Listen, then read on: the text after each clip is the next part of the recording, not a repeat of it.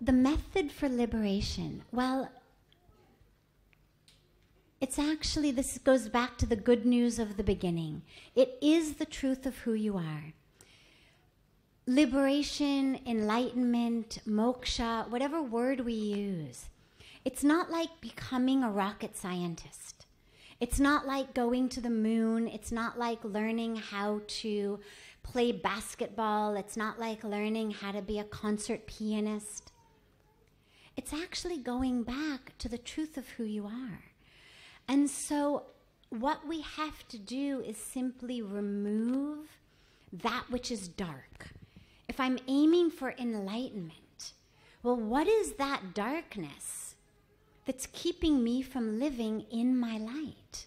You know, Puja Swamiji always says we live in a dark room.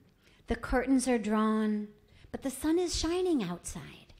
But instead of opening the curtains, we sit in that room yearning for sunshine. Well, the sun is there. The light is there.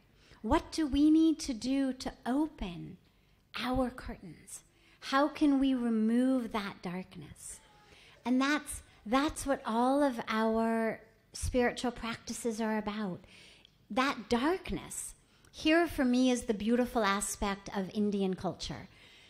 In a lot of the Western traditions, what we're told is who you are at the core of your being is a sinner.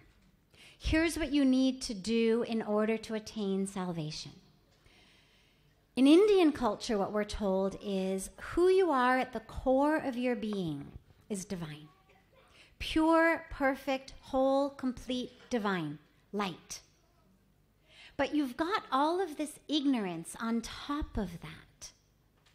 So the goal then is not about becoming something new, it's about removing the ignorance.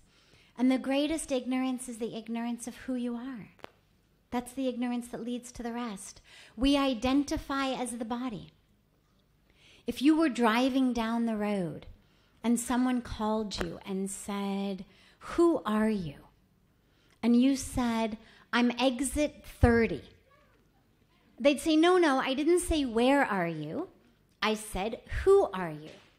And then if you said, well, now I'm halfway, they would think, well, either your phone is really staticky and you can't hear them, or you've gone crazy. Because we all understand that where our car has reached on the freeway is not who we are. But if you say to me, who are you? And I say, I'm 47, I'm American, I'm female, I am a sannyasi, I've lived in India 22 years, I have a PhD in psychology.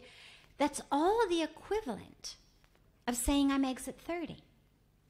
That's where this vehicle has reached at this intersection of time and space. It's not who I am. And so who I am is what we meditate to experience. I mean, we share it, we talk about we're soul, we're spirit, we're divine, we're poor, and aham brahmasmi. I mean, there's so many mantras and teachings that give us that. But you've got to experience it.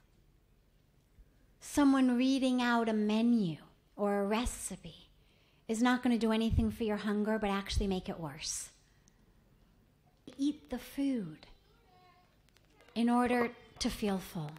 And in the same way, we can sit here and say, the true self is light. The true self is soul. The true self is consciousness. The true self is love.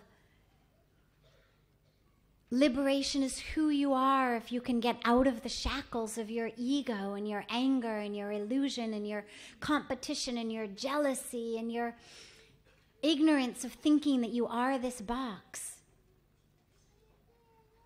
But you've got to actually do that meditation. And that's where we emphasize abhyas, practice. So the best method is practice. but practice knowing that where you're going is in. That's where the light is. And that the more you can simply remove that which is not self, the closer you're getting to the light.